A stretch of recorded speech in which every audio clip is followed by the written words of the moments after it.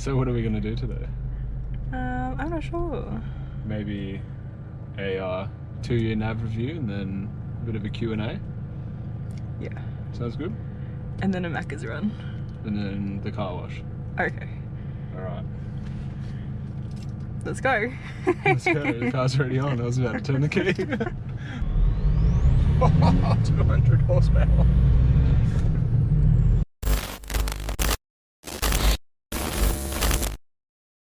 Hey guys, welcome back to another video. Today what we're going to do is just talk a little bit about the Navara and why I actually chose it, and just do a little bit of a 2-year review because it's just over the 2 years since I've owned it now. So I think I can sort of give a little bit of input and potentially help someone decide if they want one or not in the future. So also what we're going to do today is I'm going to answer a couple of questions. I put a post up on Instagram sort of just saying ask away, any questions that you guys want to ask me, just shoot. So we're going to answer them. So starting off, we're going to talk a little bit about the Navara. I actually sort of shopped around. I went and seen Isuzu for the D-Max, and I went and seen Ford as well. And I did my bit of research, and pretty much what it came down to for me was the coil rear end on the Navara. I honestly think it just drives, well, it drives like an SUV, it really does. Like, you don't feel the leaf sprung back over speed bumps and all that sort of stuff. And also, we all know that coil rear end is amazing for flex and like off-road ability. The other thing I bought it for is the rear diff lock comes factory, which is obviously a major component. We sort of saved money here that you don't have to go out and buy a coil rear end, or you don't have to go out and buy a diff lock. So that's pretty cool.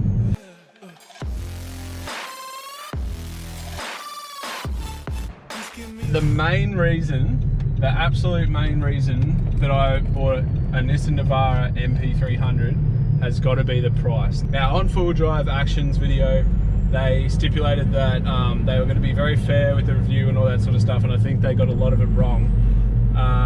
Which, I mean, it's obviously their opinion, this is my opinion, but the price point that they said that they could buy a Navara for was $55,000. Now, I paid $35,000 for this, so for something with a coil rear end, factory diff locks, what else has it got? Like daytime LEDs, it's super modernized. My dad owns like a 2013 D40, I think it is, and jumping from the D40, which is still a 2013, into a 2018 car, it's not that big of a gap, but it really shows like how far Nissan have come with this car.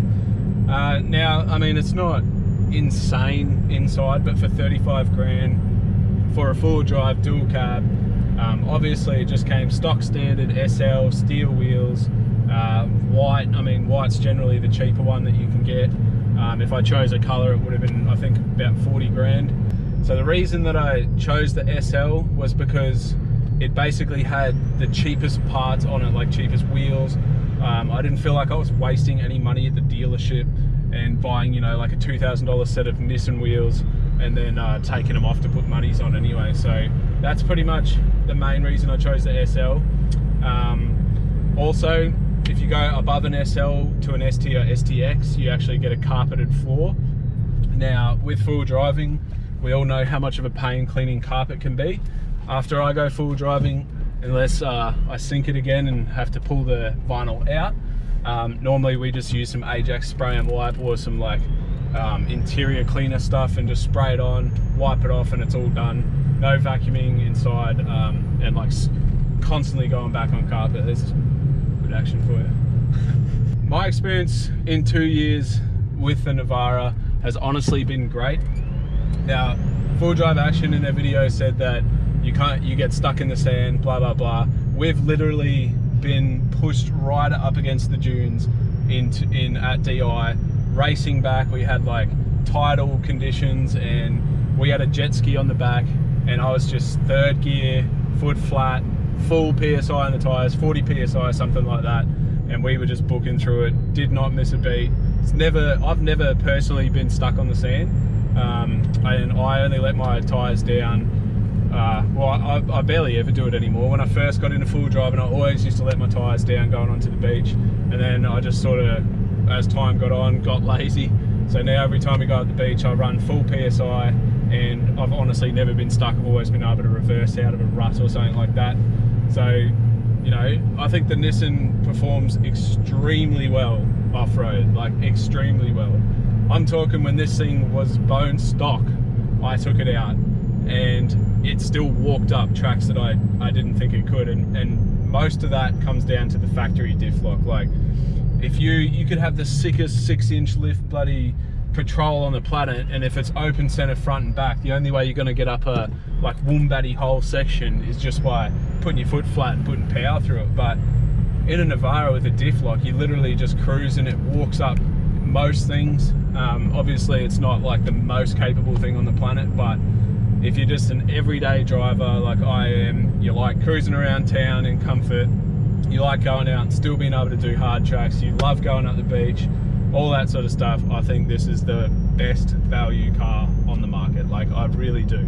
I don't think you can beat it. There's not a cheaper dual cab that I know of, apart from like LDV and all that sort of stuff. Like, I'm talking the big brands that you can jump in with a factory locker, coil rear end, have a nice looking car, everything sort of works inside. Like, I mean, sort of works inside. Does work inside. Everything works inside. Now, the only issues I've had with this car have been 2 rear main leaks.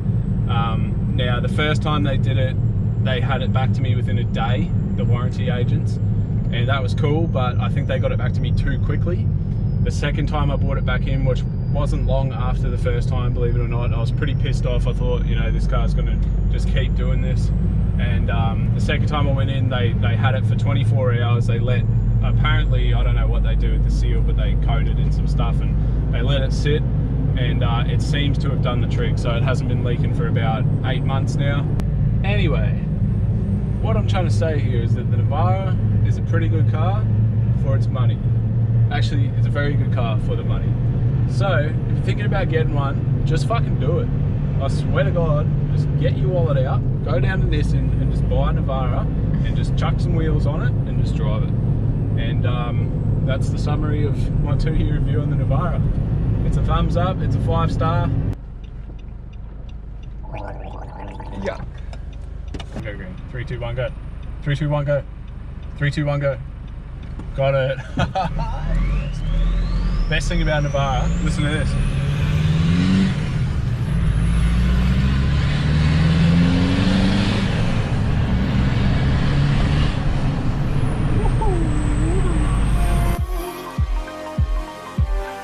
Set my heart afire.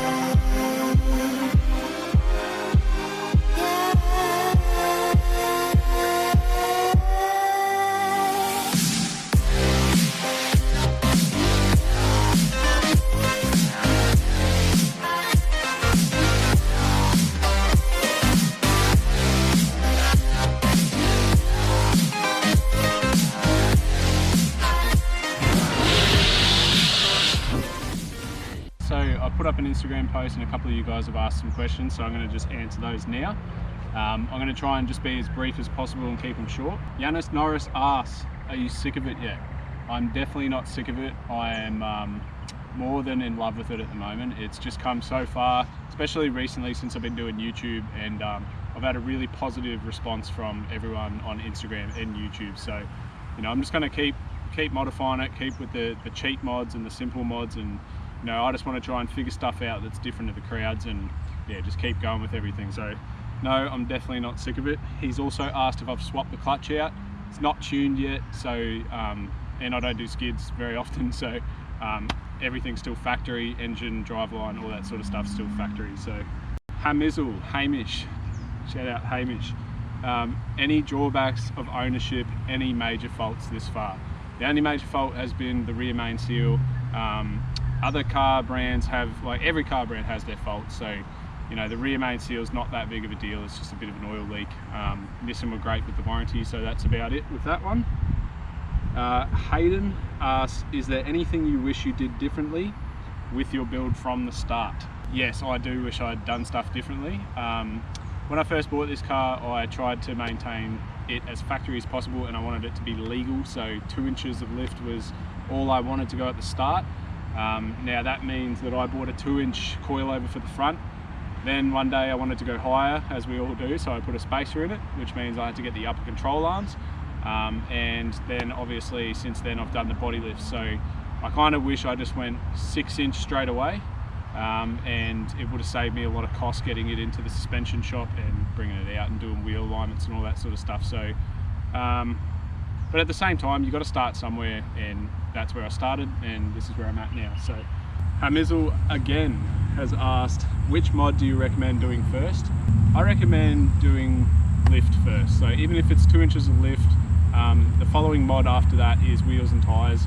The first time I did that, I remember driving it into work. It was only a week after I bought it, and I parked it next to a little white car, and I got out and I just thought, this thing's bloody so big, the wheels are so big, but in reality they're only some cheap 33-inch wheels, and it was only 2 inches of lift in the front. So yeah, I definitely recommend wheels, tires and lift first as a combination. Lade Company and Dylan Davis both have asked the same question, which is, what is your favourite mod on the nav? The favourite mod that I've done, value for money, has been the headlights. It's literally the title of the video is my favourite mod yet. It changed the look of the Navara completely, and it pretty much cost about $40 to do and a bit of time. So that's been my favourite mod so far. Second to that would be Meredith Metalworks stainless steel Snorkel. I remember putting that thing in, and literally I drove for about a month straight with my window down in summer. So that just shows you how much I love the noise of that thing. So Murdoch asks, what size is your tray? My tray is, I think, 1800 wide. The canopy that sits on it is 1780 wide, so you get like a little cooling off period on each side. And the tray itself is actually 1550 long. Now, I did measure the tub before I took it off, and it was also 1550 long, I think, something roughly around that. So my tray, if you go out and look at your tub, is just a little bit wider, but the same length as your tub. It just finishes as the chassis rail ends. So Adam Porter asked, is a stock Navara still a good option if upgrading isn't really your thing? Absolutely. I think, like I said before, for the price, a stock Navara is a great option. It'll still go many places, it'll still go up the beach fine as long as you're careful and bring recovery gear. So yes, if modding isn't your thing, you can always do little bits, like little black bits here and there, but yeah, if modding isn't your thing, then definitely keep your stock one. So Thomas Mulegger, hopefully I've said that right, sorry if I didn't, has asked once again, best mod done to the car. Headlights, snorkel, and a Roam Life sticker. Anthony Padgelife, he has actually worked up the road for me for a while now, so he's seen the nav sort of go through its extensive modifications that we've done. He has actually asked, why does the Padge Pajero outperform the nav? Well, it bloody doesn't, mate. You watch out. No, he says ignore that. Do you feel a decrease in power and fuel economy from running larger tyres? Honestly, I had 33-inch tyres within a week. I didn't even go through a tank of fuel, so I know it definitely has increased the fuel economy. I get around about 12 to 13 litres around town, but I sort of cruise everywhere. I don't like the attention from the police if you're flogging it everywhere, so I just sort of cruise and go about my day reasonably chill. So yeah, haven't really noticed it myself, but it's definitely gone up from what they say is at the factory. What size is your canopy? My canopy is 900 wide, 1780 long, and God knows how tall. It's quite tall. It's from Easy Toolbox. I actually wanted a 700 wide canopy, but I decided to go an 800 wide because you actually lose about 50 to 100 mil on each side for the gas struts and all that. So we wanted our Engel fridge to fit in, and we just wanted to have a little bit of space for the battery and all that. And I honestly reckon it worked out perfectly, the 800 wide one. Owen Burgers has asked a great question. How many kilometres does it have? So I've had it for just over 2 years, and I've only done 21,000 kilometres as of today. So as you can see, I don't do much driving. My work's about 5 minutes down the road from mine. The only big trips we do is pretty much Somerset and Double Island, and yeah, that's where most of the K's come from. She's only had one service in her life, so it's actually come up because of the 2 years for its second service, but yeah, only 21,000 K so far, so should be great for resale. Fresh Wunner has asked, thoughts on getting a dual snorkel? You guys go over to Meredith Metalworks and tell them to hit me up with a dual snorkel and I'll put it on. that's my thoughts on it. I would love to run one. All right, so that's pretty much all we got time for today. Just squeeze a couple of questions in. So thank you guys that asked all these questions, and we will be doing it again another time. And just keep an eye out on the Instagram. So if you're not following, follow it. If you want to give me a question, or you can always just comment down below in the video and I'll try and answer it as best as possible. All right, so that's going to be it for today, guys. Thank you all so much for watching. I hope you enjoyed the video, and we'll both catch you next time. Why you presenting games I don't wanna play? I've been on my grind, I just wanna lay